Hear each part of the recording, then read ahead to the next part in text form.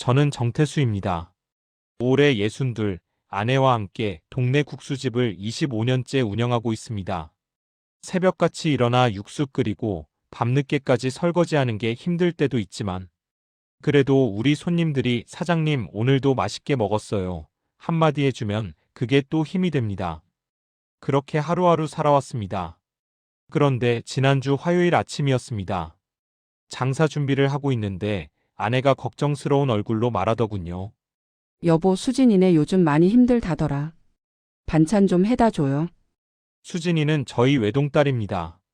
35, 결혼한 지 7년째, 이제 5살 된 첫째와 2돌 된 둘째를 키우고 있습니다. 힘들긴 뭐가 힘들어. 애들 키우면 다 그렇지. 저는 대수롭지 않게 넘겼습니다. 사실 마음 한편으로는 알고 있었습니다. 전화할 때마다 딸의 목소리에 기운이 없다는 걸. 명절에 와서도 예전처럼 웃지 않는다는 걸. 하지만 부모라는 게 참 이상합니다. 알면서도 모른 척하게 되더군요. 내가 나서면 괜히 사위랑 사이만 나빠지겠지 하는 생각에 말입니다. 아내는 그날 오후 내내 부엌에서 반찬을 만들었습니다. 딸이 어릴 때부터 좋아하던 멸치볶음에 간장을 조금 덜 넣고 불고기는 아이들 입맛에 맞게 달콤하게 양념했습니다. 된장국도 끓여서 통에 담았죠. 이거 가지고 내일 아침에 다녀와요. 일찍 가서 애들이랑 밥 먹고 와요. 다음 날 아침 8시 저는 반찬 보따리를 들고 딸네 집으로 향했습니다. 차로 30분 거리. 아파트 단지 입구에서부터 뭔가 마음이 무겁더군요. 현관문 앞에 서서 초인종을 눌렀습니다. 한참을 기다렸는데도 인기척이 없었습니다. 다시 한번 눌렀습니다. 그제야 안에서 아이 우는 소리가 들리고 문이 열렸습니다. 아빠 왜 이렇게 일찍? 딸의 모습에 저는 말문이 막혔습니다. 머리는 산발이 되어 있었고 눈 밑에는 다크서클이 짙게 깔려 있었습니다. 잠옷 위에 걸친 가디건은 아이가 토한 것인지 얼룩이 져 있었죠. 엄마가 반찬 좀 해다 주래서. 들어가도 되지? 아, 네, 근데 지금 좀 정신없어요. 현관을 들어서자마자 제 눈에 들어온 건 거실 바닥에 흩어진 장난감들이었습니다. 식탁 위에는 어제 먹었을 그릇들이 그대로 쌓여 있었고요. 그런데 이상했습니다. 아이들 울음소리도 뛰어노는 소리도 들렸지만 어른 목소리는 하나도 들리지 않았습니다. 거실로 들어서자 소파에 사위 박도연 씨가 앉아 있었습니다. 41. 전직 대기업 영업직이라고 들었습니다. 그런데 그 모습이 어떻게 표현해야 할까요? 편한 옷차림에 리모컨을 한 손에 쥔 채 TV를 보고 있었습니다. 아침 드라마 재방송이었습니다. 제가 들어온 것도 모르는 듯 고개조차 돌리지 않더군요. 도연 씨. 제가 부르자 그제야 고개를 돌렸습니다. 아, 장인어른 언제 오셨어요? 일어나지도 않고 소파에 앉은 채로 인사를 했습니다. 저는 참고 물었습니다. 아침은 먹었어? 아직요. 수진이가 곧 차려줄 거예요. 그 순간 부엌에서 딸의 목소리가 들렸습니다. 진우야, 조금만 기다려. 엄마가 지금 동생 우유 주고 있잖아. 그리고 곧이어 둘째 울음소리. 저는 부엌으로 갔습니다. 딸은 한 팔로 막내를 안고 젖병을 물리면서 다른 손으로는 국을 데우고 있었습니다. 첫째 진우는 엄마 치마를 잡고 포챘습니다. 수진아. 아빠 잠깐만요, 지금 애가. 딸의 목소리에는 여유라곤 찾아볼 수 없었습니다. 그저 기계적으로 움직이는 것 같았습니다. 저는 말없이 첫째 진우를 안아들었습니다.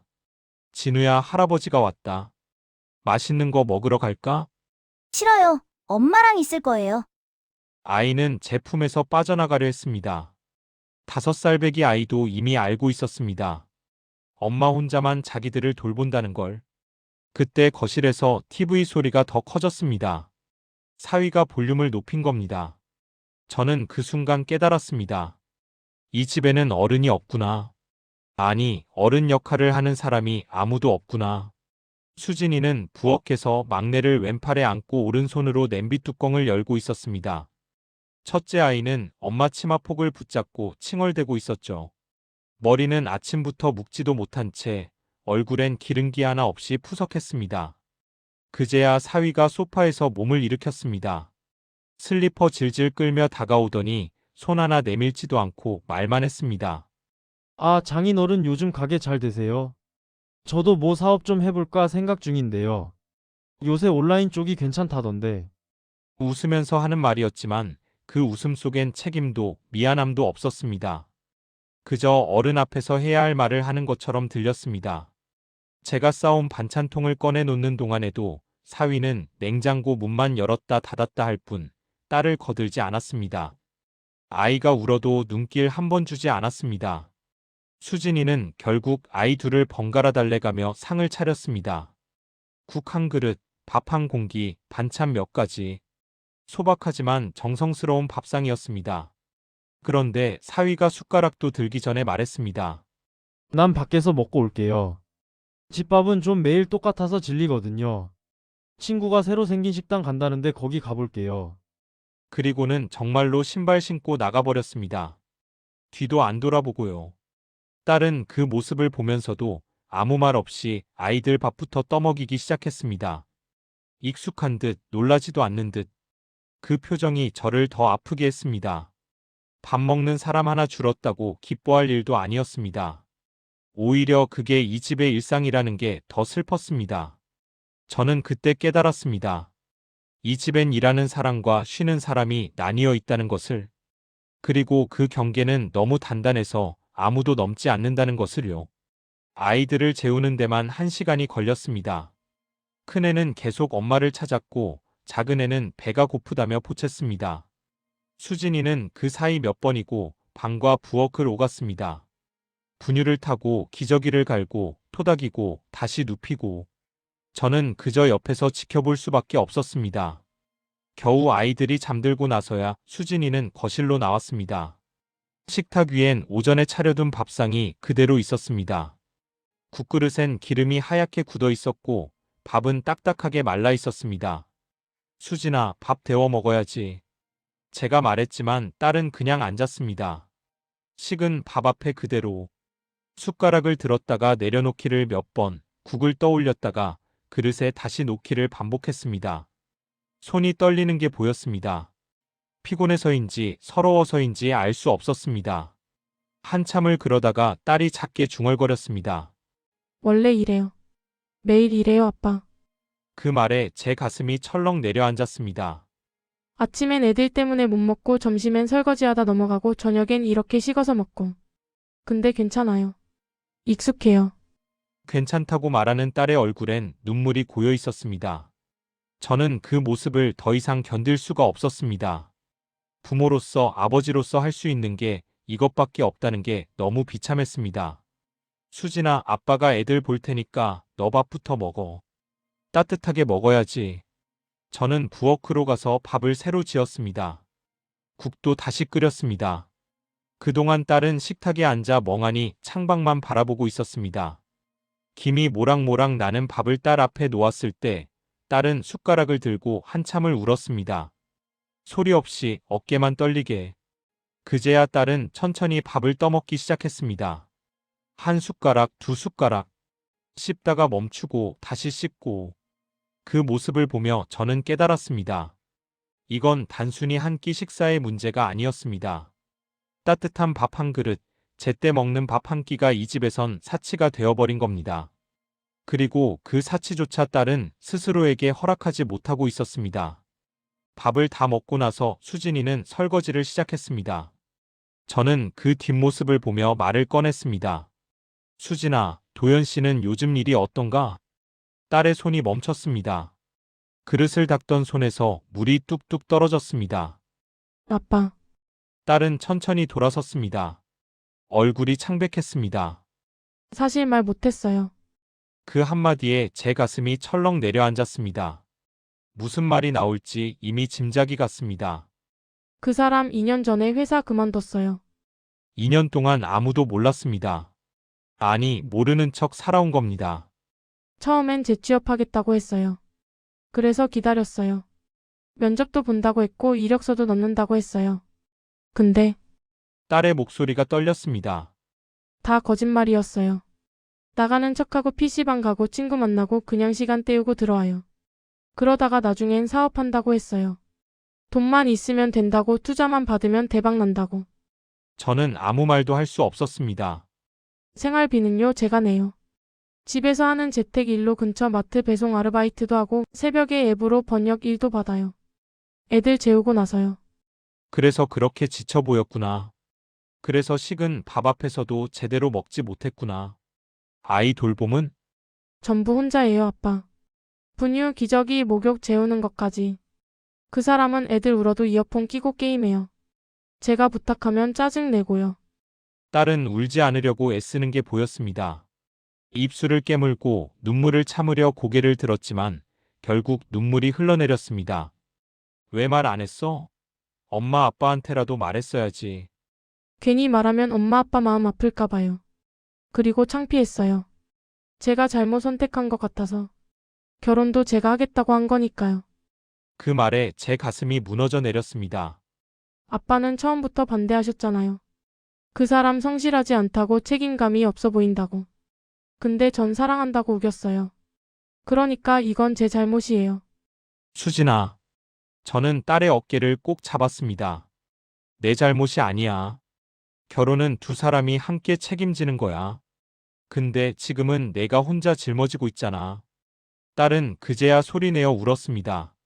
얼마나 오래 참았을까요? 얼마나 혼자 버텼을까요? 저는 딸을 안아주었습니다. 어렸을 때처럼 아빠 품에서 울게 해주고 싶었습니다. 저는 깨달았습니다. 이건 더 이상 지켜봐서는 안 되는 상황이라는 걸. 딸과의 대화를 끝내고 저는 한참을 거실에 앉아 있었습니다. 집 안은 조용했지만 제 머릿속은 복잡했습니다. 사위가 밖에서 밥을 먹고 들어와 곧장 안방으로 들어갔습니다.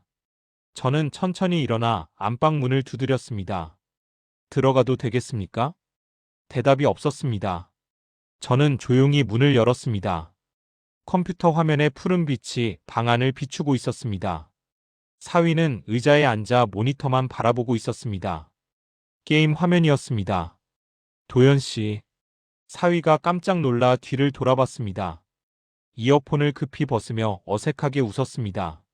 장인어른, 잠깐 할 이야기가 있어서. 저는 방 안으로 들어가 문을 닫았습니다. 사위의 표정이 굳어지는 게 보였습니다. 도연 씨 앉으세요. 사위는 천천히 의자에서 일어나 침대 모서리에 앉았습니다. 저는 그 맞은편 책상 의자에 앉았습니다. 한동안 침묵이 흘렀습니다. 무슨 말부터 해야 할지 정리가 필요했습니다. 도연 씨 회사 그만둔 지 얼마나 됐습니까? 사위의 얼굴이 하얗게 질렸습니다.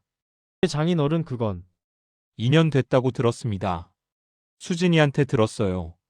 사위는 고개를 떨궜습니다. 변명도 하지 못했습니다. 재취업은 해보셨습니까? 사업 준비는 실제로 하고 있습니까? 대답이 없었습니다. 그 침묵이 곧 대답이었습니다. 도연 씨. 저는 최대한 침착하게 말했습니다. 화를 내고 싶지 않았습니다. 다만 정확하게 전달하고 싶었습니다. 가족은 같이 사는 사람이 아니라 같이 책임지는 사람입니다. 사위는 여전히 고개를 들지 못했습니다. 아이 키우는 건 여자 혼자 하는 일이 아닙니다. 밥 먹이고 기저귀 갈고 재우고 씻기는 일. 그건 부모 둘이 함께 해야 하는 겁니다. 장인어른, 먹고 사는 것도 장인 장모가 대신해 줄 일이 아닙니다. 저희가 반찬 가져다 주는 건 도와주려는 거지 대신 먹여 살리려는 게 아닙니다. 사위의 손이 떨리고 있었습니다. 수진이가 새벽까지 일한다는 거 알고 계셨습니까? 애들 재우고 나서 번역 일한다는 거요. 마트 배송 아르바이트도 하고요. 몰랐습니다. 몰랐다는 게 변명이 됩니까? 같은 집에 살면서요. 저는 목소리를 높이지 않으려 애썼습니다. 하지만 가슴속에선 화가 치밀어 올랐습니다. 도연 씨, 지금 당장은 어렵습니다. 저도 압니다. 재취업이 쉽지 않다는 것도 알아요. 하지만 그렇다고 아무것도 안 하면 안 됩니다. 사위는 눈물을 글썽이며 고개를 끄덕였습니다. 최소한 집안일이라도 하세요. 설거지, 청소, 애들 돌보기. 할 수 있는 일부터 하세요. 그게 가장으로서의 최소한입니다. 죄송합니다. 저한테 사과할 일이 아닙니다. 수진이한테, 아이들한테 해야 할 말이에요. 저는 자리에서 일어났습니다. 더 이상 할 말이 없었습니다. 문을 나서면서 마지막으로 말했습니다. 내일부터 달라지는 모습 보여주세요. 말이 아니라 행동으로요. 방문을 닫고 나오니 복도가 어두웠습니다. 저는 한참을 그 자리에 서 있었습니다. 과연 이 말이 통할까? 변할 수 있을까?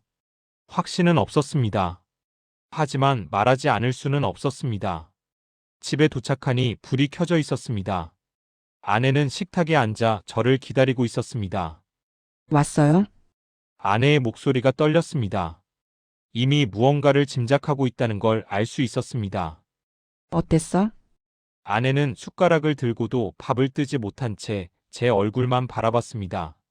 눈가가 빨갛게 부어 있었습니다. 기다리면서 이미 울었던 모양입니다. 저는 잠시 말이 막혀 외투부터 벗었습니다. 무슨 말부터 해야 할지 정리가 되지 않았거든요. 앉아요. 밥 먹으면서 천천히 말할게. 저는 식탁에 앉아 숟가락을 들었습니다. 하지만 밥이 목으로 넘어가지 않았습니다. 사위는 집에 있었어. 일 안 나갔어요? 응. 소파에 누워서 TV 보고 있더라. 그 한마디에 아내의 손이 멈췄습니다. 든 숟가락을 그대로 내려놓았습니다. 수진이는? 부엌에서 애들 보면서 밥하고 있었고, 저는 오늘 본 것들을 하나하나 이야기하기 시작했습니다.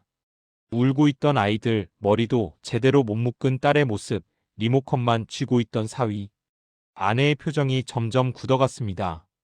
밥도 같이 안 먹고 혼자 나가서 먹더라. 집밥은 질린다면서. 애들은요?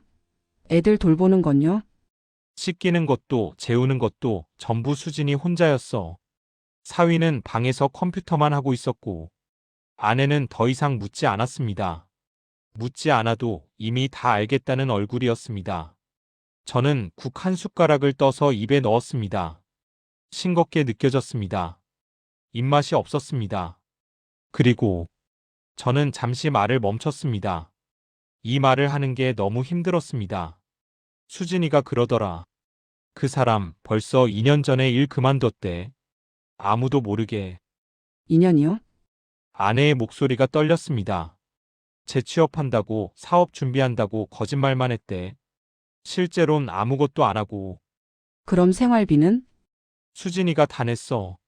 재택이라고 새벽에 배송 아르바이트도 하고 번역 일도 받아서. 그 순간 아내의 눈에서 눈물이 떨어졌습니다. 똑똑. 밥그릇 위로 눈물이 떨어졌습니다. 그 애가 혼자 얼마나 버텼을까? 아내는 고개를 숙인 채 한참을 울었습니다. 어깨가 떨렸습니다. 소리 없이 흐느꼈습니다. 저는 아무 말도 하지 못했습니다. 위로의 말도 괜찮다는 말도 할 수 없었습니다. 그날 밤 우리는 밥을 거의 먹지 못했습니다. 아내는 눈물만 흘렸고 저는 그저 멍하니 앉아 있었습니다. 한참 후에 아내가 말했습니다. 여보, 이혼이 무서운 게 아니라 저렇게 사는 인생이 더 무서워. 그 말에 저는 고개를 들었습니다. 혼자 애 둘 키우는 게 힘든 게 아니라 같은 집에 사는데도 혼자 키우는 게 더 힘든 거예요. 아내의 목소리는 확신에 차 있었습니다. 수진이한테 말해야 해요. 그렇게 살지 말라고. 참지 말라고. 집안은 조용했지만 그 말은 제 가슴을 크게 울렸습니다. 저도 같은 생각이었습니다. 더 이상 딸이 혼자 버티게 둘 수 없었습니다. 그날 밤 우리 부부는 새벽까지 이야기를 나눴습니다. 어떻게 딸을 도울 것인가? 무슨 말을 해줘야 하는가? 그리고 우리는 하나의 결론에 도달했습니다. 며칠 밤을 거의 뜬 눈으로 보냈습니다. 잠들었다가도 딸의 얼굴이 떠올라 자꾸만 깼습니다. 아이를 안고 서 있던 모습, 식은 밥 앞에서 숟가락을 내려놓던 손, 울먹이며 괜찮아요라고 말하던 목소리. 국수 반죽을 하면서도 손님을 받으면서도 그 생각뿐이었습니다. 여보, 오늘도 국수 싱겁대요. 아내의 말에 정신을 차렸습니다.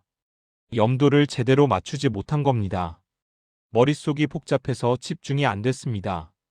그날 밤 가게 문을 닫고 들어온 저희 부부는 거실에 마주 앉았습니다. 여보, 우리 뭘 잘못한 걸까요? 아내가 먼저 말을 꺼냈습니다. 수진이 결혼할 때 우리가 더 확실하게 말렸어야 했나요? 아니면 결혼하고 나서라도 더 자주 찾아갔어야 했나요? 저는 대답할 수 없었습니다. 저도 같은 생각을 계속하고 있었으니까요. 아니야. 우리 잘못이 아니야. 하지만 확신 없는 위로였습니다. 그때 깨달았습니다. 이건 부부 싸움이 아니었습니다. 참고 넘길 성격 차이도 아니었습니다. 한 사람만 희생되는 구조. 그리고 그 희생 위에서 아무렇지 않게 쉬고 있는 또 다른 어른. 이건 가정이 아니라 방치였습니다. 학대였습니다. 아내도 같은 생각이었습니다. 여보, 저런 삶을 보고도 우리가 조금만 더 참아라라고 말하면 그건 부모가 아니야. 아내의 목소리는 단호했습니다. 아이들 때문에 참으라고요? 그럼 수진이는요? 수진이 인생은요? 아내의 눈에 다시 눈물이 고였습니다. 아이들한테 좋은 부모는 함께 사는 부모가 아니라 행복한 부모예요. 엄마가 매일 울고 지치고 힘들어하는 걸 보면서 자라는 게 아이들한테 좋을 리 없어요. 그 말에 저는 고개를 끄덕였습니다. 우리는 결심했습니다. 딸에게 말해주기로. 이혼해도 된다. 아니, 이혼해도 괜찮다가 아니라 지금 이 결혼은 지켜야 할 이유가 없다. 다음 날 우리는 다시 딸의 집으로 갔습니다. 수진이는 여전히 지쳐 보였습니다.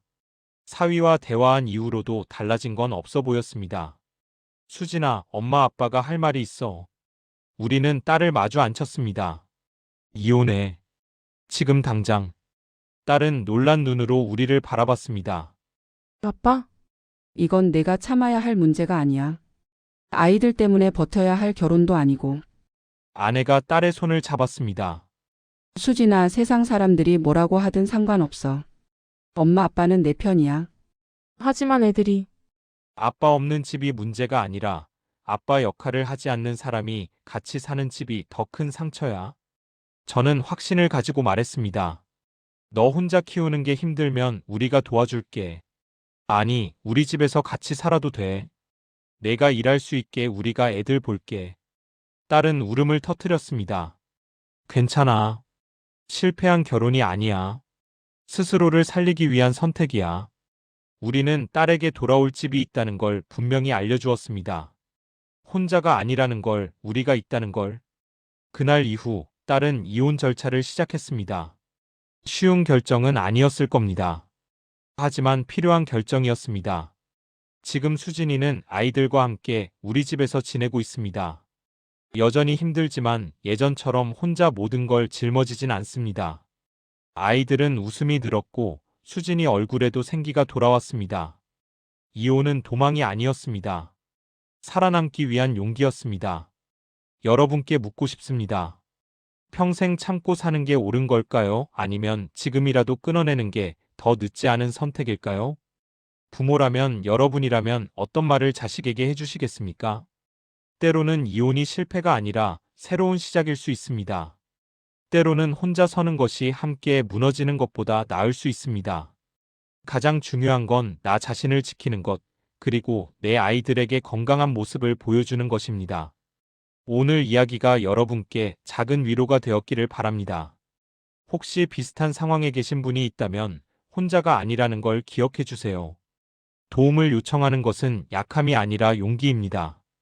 여러분의 생각은 어떠신가요? 댓글로 의견을 나눠주시면 감사하겠습니다.